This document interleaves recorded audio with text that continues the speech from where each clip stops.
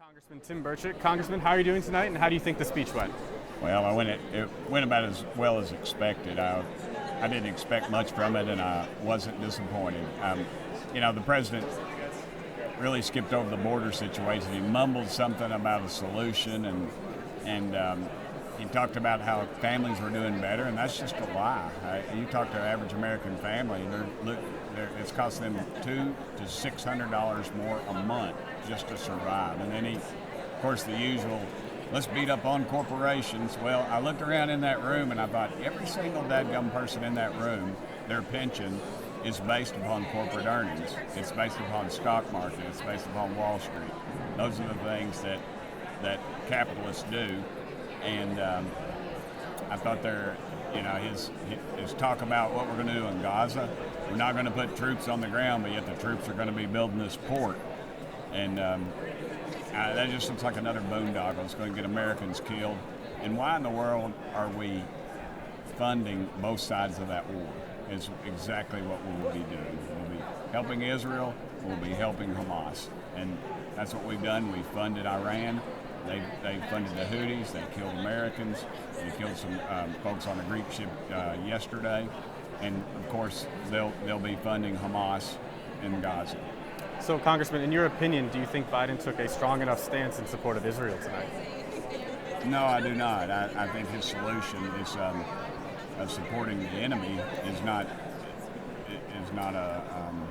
I appreciate the fact we don't need to be killing kids, but when Hamas rolled across the Israeli border and killed let's just be honest. Those hostages, I doubt very few of them are alive. Killing children, raping girls, things like that. And the videos I saw, chopping civilians' heads off with a hoe, that's not war. That's just terrorism. That's just brutal murder. And I think we better get out of the way and just let Israel take care of business. And Biden introduced an initiative to subsidize mortgage payments for first-time homebuyers. How do you feel about that initiative? Yeah, I heard him talk about that. And he also talked about how that folks will refinance their homes and they'll pay higher interest rates. Now, why would you refinance your home to get higher interest rates? It's more funny math. It's just more giveaway programs. I'm not sure how that's going to work. Prices are up because inflation's up, because we're taking in around a little over $4 trillion a year. We're spending around $7 trillion a year. We're $35 trillion in debt. We are diluting the power of the American dollar, and that's what's causing inflation. And it's all within these walls, the uniparty rules, and that's what's ruling. And in his address tonight, President Biden touted, quote, "Our economy is the envy of the world" under his presidency. How do you feel that statement holds up? It doesn't.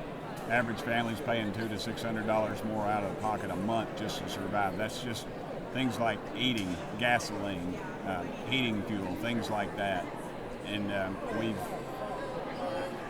you can't just keep lying, and the American public believes it.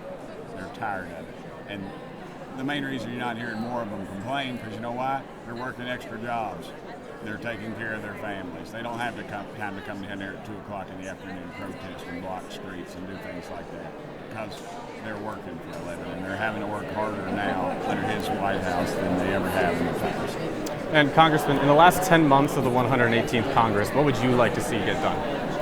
I would like him to address the wall and just take some responsibility for that, and address the illegal immigration. Flying in 300,000 people in 40-plus different airports across this country that are illegal, claiming that it's going to relieve the pressure at the border is no strategy. That's just green-lighting more illegals, more crime, more terrorists into our country that we don't know where they are, and we're going to have some serious problems because of it.